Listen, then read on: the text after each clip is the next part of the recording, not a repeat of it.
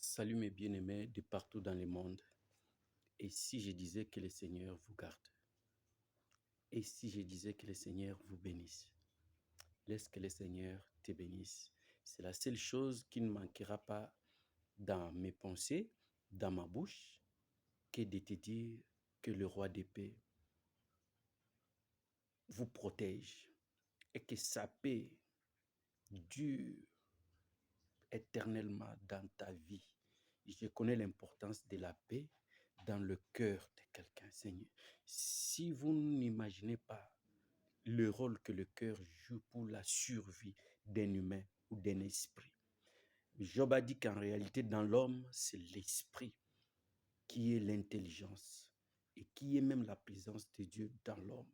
C'est pourquoi nous remercions Dieu pour cette opportunité qu'il t'a donnée, pour cette grâce de t'accorder la vie et d'être compté parmi ceux qui respirent et ceux qui sont en vie. Laisse que sa gloire, sa magnificence et que sa puissance ne s'éloignent pas de ta vie. Merci Seigneur d'avoir protégé ton peuple. Merci Seigneur d'avoir réveillé d'un profond sommeil tes enfants, ô Dieu, car tu les aimes. Merci car les souffles de vie que tu nous accordes, Seigneur, je connais quand même quelques petits enseignements sur ces souffles. Et je connais quel est le rôle du souffle de vie dans les poumons. Oh Seigneur, vois ceux qui sont à l'hôpital maintenant. Il y a quelqu'un à l'hôpital malade, sur les lits allongés. Et même ses pensées ne sont plus ici avec nous. Il commence peut-être à voir la mort. Il commence à rêver qu'il rêve de la mort. Seigneur, toi dont ta voix a été entendue par un cadavre qui s'appelait Lazare, pourri 4 jours, décomposé. Mais cette décomposition a écouté la voix. Seigneur, toi, tu fais obéir même la mort t'obéisse. Tu as marché sur les eaux, même les eaux t'obéissent. Même les démons dans les fous de Gadara t'ont obéi. Ils ont dit, Seigneur, c'est toi le Fils de Dieu. Pendant que même tes frères propres disaient que l'esprit, de quel esprit utilises-tu pour chasser les démons? Non pas de Belzéboul.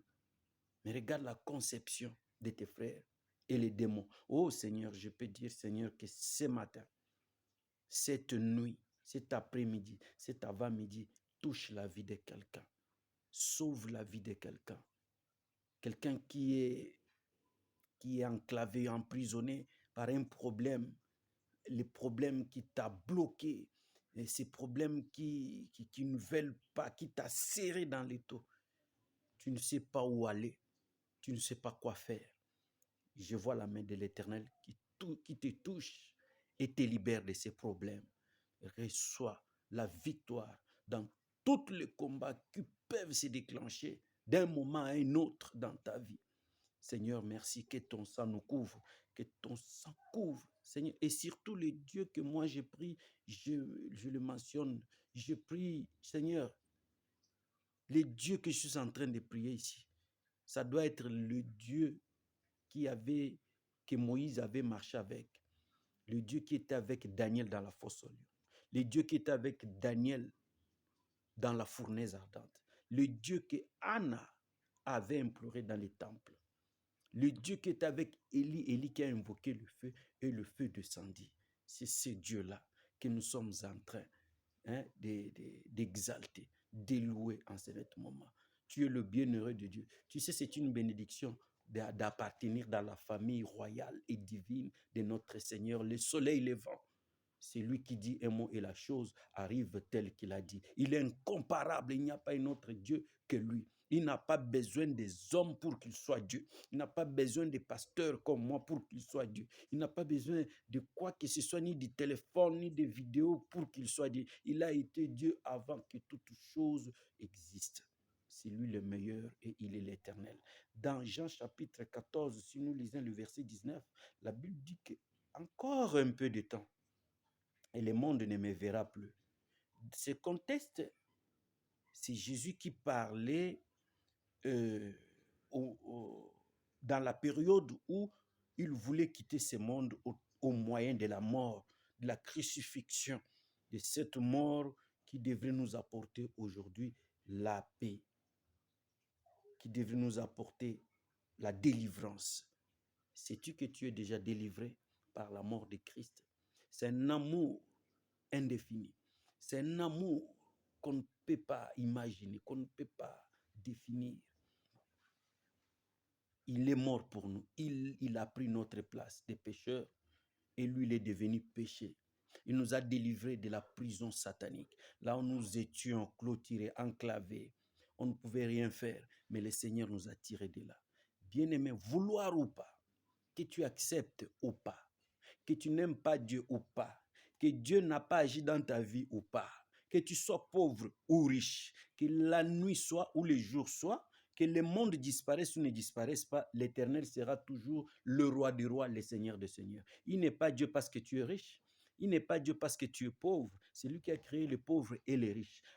Quittons le complexe, tu es un humain. Toi, tu commences à maltraiter tes frères parce que tu as de l'argent. Voilà le langage que tu as, parce que c'est toi qui as. Mais tu oublies que la mort, c'est la prise, la finition des finitions des prises ici-bas.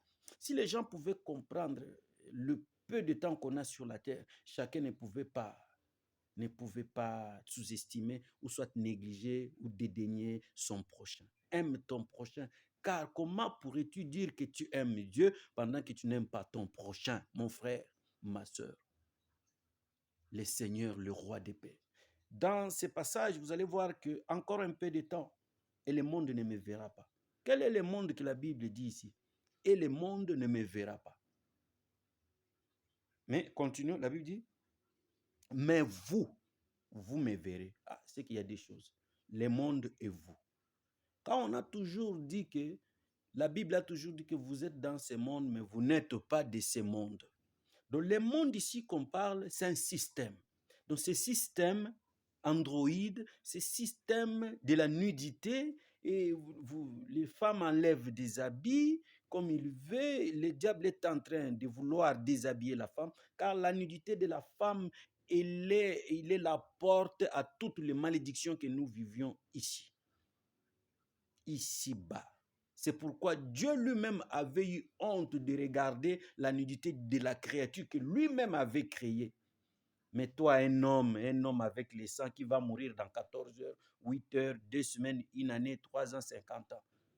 Tu veux me faire croire que non, je suis un occidental, bon, je suis un Allemand, tu peux marcher nu parce que quelle démocratie que tu veux, quelle liberté que tu veux.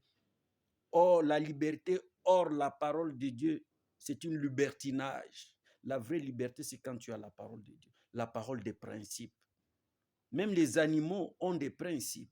Ils savent quand est-ce qu'ils peuvent aller manger, quand est-ce qu'ils peuvent s'accoupler. Ils font ça dans des principes et dans des normes. Mais toi, un homme, c'est pourquoi le royaume des cieux, ça serait difficile, mon frère. Peut-être qu'il n'y aura que 2 personnes là-bas. Nous tous là, tout le monde. Je ne m'épargne à rien. Je ne suis pas extra parce que je suis en train de prêcher.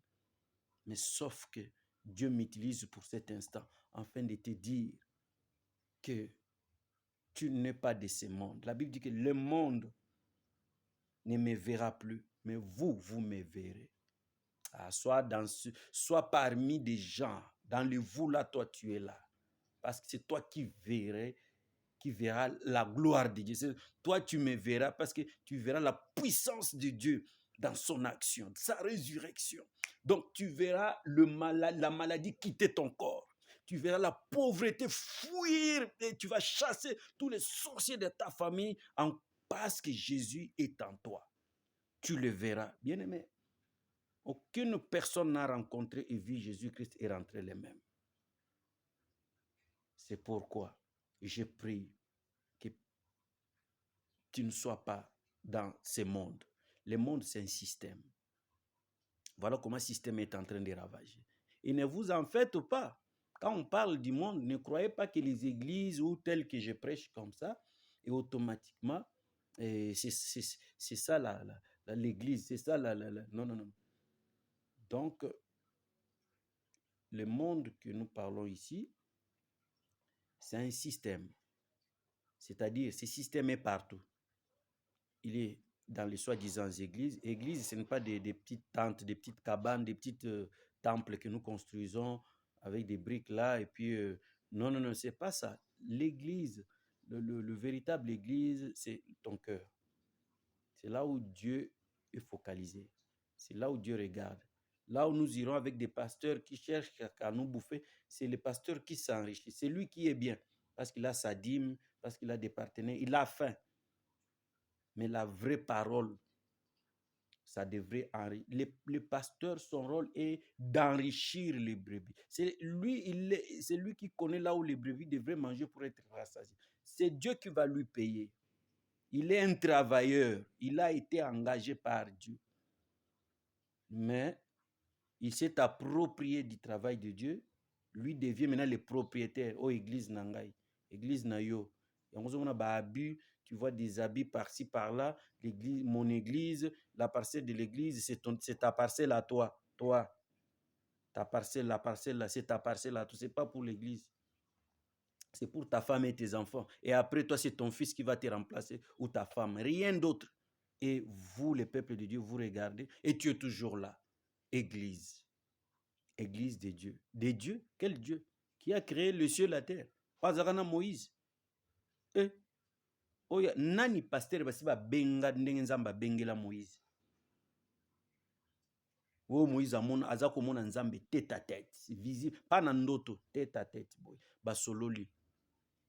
Mais pona eloko amuke nzamba alongoli Moïse abi yote mutoko mema bana. C'est pas toi qui va amener les enfants d'Israël en Canaan.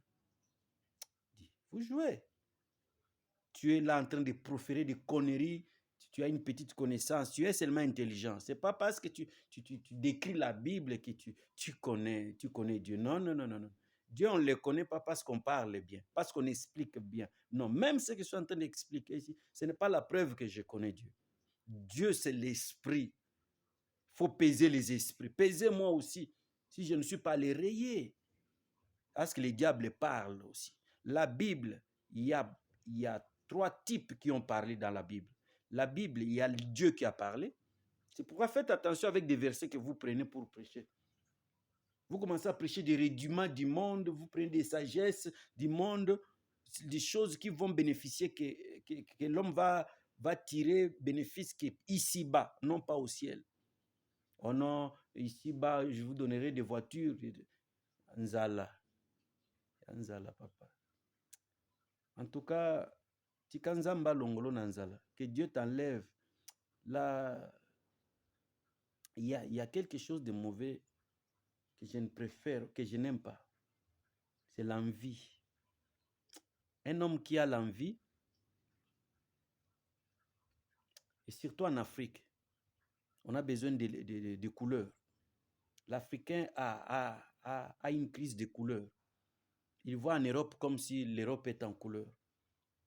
L'Africain est habitué dans le noir, dans l'obscurité. Ça influence toute sa vie.